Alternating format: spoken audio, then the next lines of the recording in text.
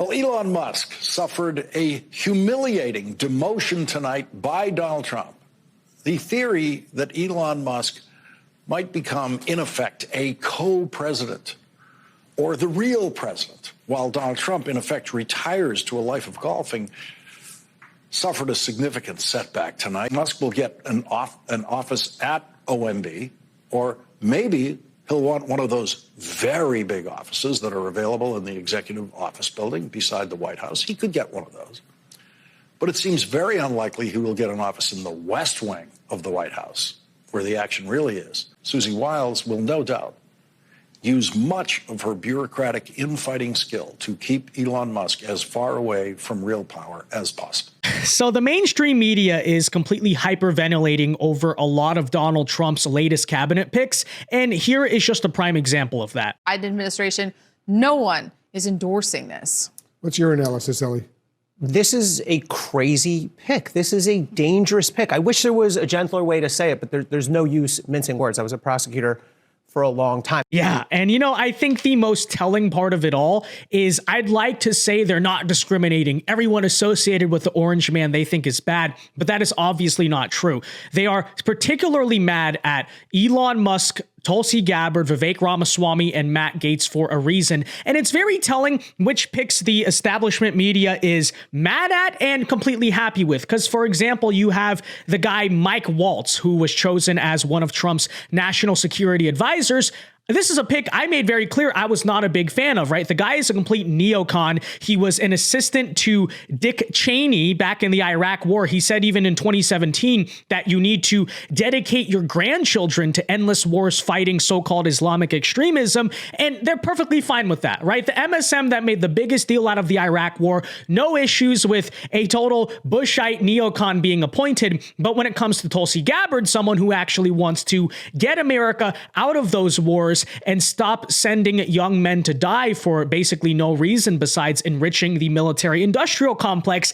That is so bad. She's a Russian asset. You've heard this time and time again. But perhaps the best meltdown from the MSM came from this guy over on MSNBC, right? This is Lawrence O'Donnell. And he ran an entire 8-minute segment going absolutely insane over the Elon Musk appointment to the DOGE, right? The Department of Governmental Efficiency. We'll show you it here today. Dude, it is completely hilarious. But first, folks, do us a big favor. If you're enjoying the content, be sure to hit that like button down below and subscribe if you are new. And why should you subscribe? Because it ensures we can keep bringing you these videos. We are close to 400K. We're trying to get that many subs by Trump's inauguration. Help us do so. Hit that red button for free. And with that said, here is the funniest reaction to Elon Musk I think I've seen. And we've seen a lot of them, but this is the best one. Check it out. Well, Elon Musk suffered a humiliating demotion tonight by Donald Trump. The theory that Elon Musk might become, in effect, a co-president or the real president, while Donald Trump, in effect, retires to a life of golfing, suffered a significant setback tonight when Donald Trump announced that he would... Okay, first of all, whoever said that? Like, literally, whoever said that Elon Musk was going to be the co-president? He never said that. I don't think Trump said that. I don't think that's what he wants. He's much more obsessed with building Teslas and sending rocket ships into space. Like, I don't know where they even got this theory. But okay, let's take a listen. Give Elon Musk a job that does not exist and will last at most 18 months. And worst of all, Elon Musk, the richest person in the world, was assigned a working partner who, like Musk, has also never worked in government before. Vivek such a bad thing. Such a bad thing. Who's not even a billionaire. Elon Musk didn't even... He's not even a billionaire, guys. What an argument. He's incredibly wealthy, but Vivek is not even a billionaire. He's only a multimillionaire. Haha, you got so owned, buddy. These people are so mad. Okay, so mad. They wonder why their ratings are tanking so badly that they might have to sell off the network from Comcast. This is why. Even get his own press release from Donald Trump. He had to share it with Vivek Ramaswamy. Elon Musk got the first shared press release of any of Donald Trump's appointment announcements. Even the Fox host, who isn't even the richest person at Fox, got his own press release from Donald Trump when Donald Trump announced that he would nominate Pete Hegseth as Secretary of Defense. That's right, a Fox weekend morning host. If all goes well for the personnel in the Trump administration, unlike the last Trump administration, if all goes well, Elon Musk will be the first one kicked out, because Donald Trump already kicked him out in the press release announcing his appointment to do a non-existent job. Donald Trump announced, quote, Elon Musk, working in conjunction with Vivek Ramaswamy, will lead the Department of Government Efficiency.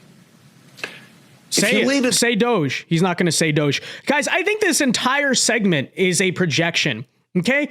Elon Musk especially is not in this because he wants to be the co-president or he cares about getting a pat on the back. Hey, you get your own press release. No, instead they did a press release together for the same agency. It's like, who the heck cares? I mean, seriously, who cares so much? I don't think Elon Musk cares. Frankly, I don't even think Vivek cares. The whole thing is a projection because Lawrence O'Donnell is an insane egomaniac, and this is how he thinks. You know, oh, I didn't get my own press release from the president. I only got a co-press release. What are you even talking about? Vivek is not even a billionaire. This is just insane cope, okay? Elon Musk is not thinking this. I'll tell you that right now. And yeah, why did it end in 2026? I don't know. Maybe because they don't want to work permanently in the government. Vivek probably wants to run for Ohio Senate in 2 years. Like it's really not that deep, dude. It's not that deep. Department in the American government, you are a cabinet secretary. The Department of Defense is led by the Secretary of Defense. The Department of the Treasury is led by the Secretary of the Treasury, and so on. There is no such thing as the Department of Government Efficiency. Creating such a thing would require an act of Congress and a budget for such a department.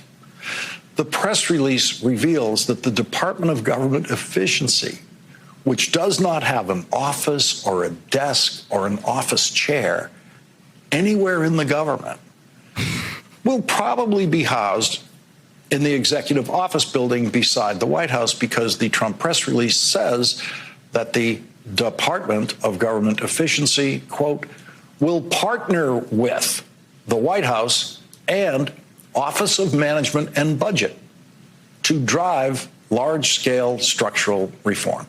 So that sounds like Elon Musk will be allowed to send his budget ideas to the yet unnamed director of the Office of Management and Budget, which actually is a real job in the White House. Maybe Elon Musk will get an office at OMB, or maybe he'll want one of those very big offices that are available in the executive office building beside the White House. He could get one of those.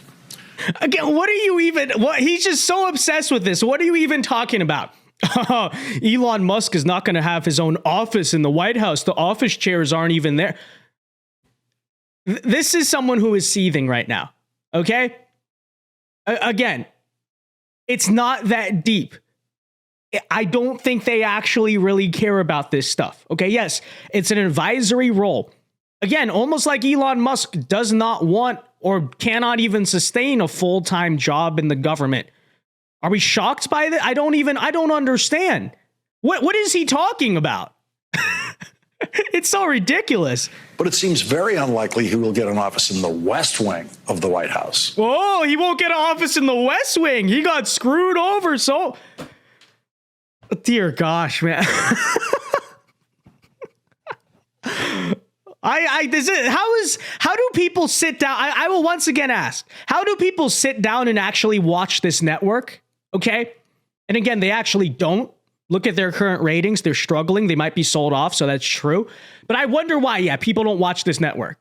It's what is this? What are you even talking about? Where the action really is, and be able to just walk down the hall to see the president whenever he wants to.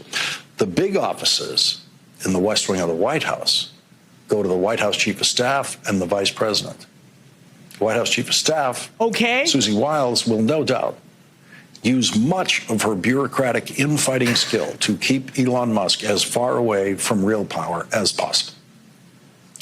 If Elon Musk were actually going to be the head of a department, a cabinet secretary, he would have to go through confirmation hearings, which would be a televised festival of conflict of interest for a major defense contractor, Elon Musk, taking a position inside the government that would allow him to push for more money for his government contracts and prevent anyone from ever examining any waste that might exist in Elon Musk's more than $15 billion in government contracting. Okay, you know who did the same exact thing but actually did it, not what you're describing, is Dick Cheney. Okay? Yeah, the guy, Halliburton, that whole situation, the guy who is now a hero to the Democrats. Okay, your network cheered endlessly. Oh my gosh, him and his daughter are endorsing Kamala Harris. But you guys care so much about this, right? Defense contracting and corruption.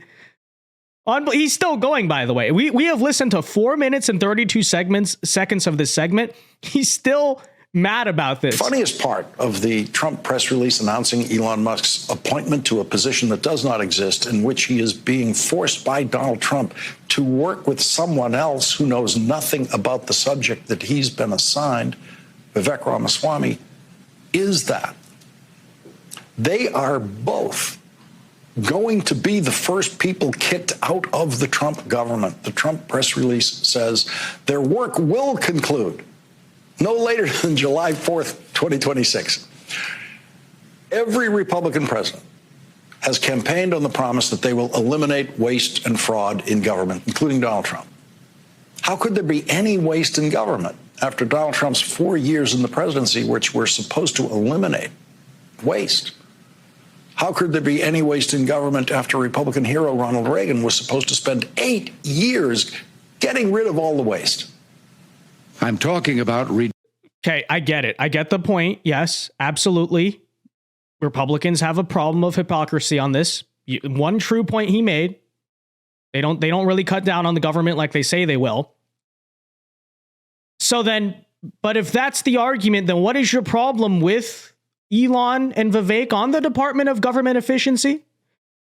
Again, it doesn't even make any sense. Okay, that said, though, I think we've watched enough of this. Okay, this guy is just so ridiculous. Again, they wonder why their ratings are struggling so much. You have a guy like just ranting like a lunatic for an entire 8 minutes. Yeah, this segment actually goes 8.5 minutes about office chairs and how the press release, had 2 people in it. They've learned nothing. They've learned nothing from the past 4 years. It's actually astonishing to watch. Okay. But with that said, I think we all listen to this and say, okay, I fully support the Department of Government Efficiency. Because if it makes Lawrence O'Donnell this pissed off, where he is, I can't get over that. He's not going to have his own office in the West Wing. Then I think we're off to a good start with a new administration. But with that said, guys, let me know your thoughts on this ridiculous segment in the comment section down below. Be sure to leave a like on this video, subscribe if you're new, and until next time, God bless and peace.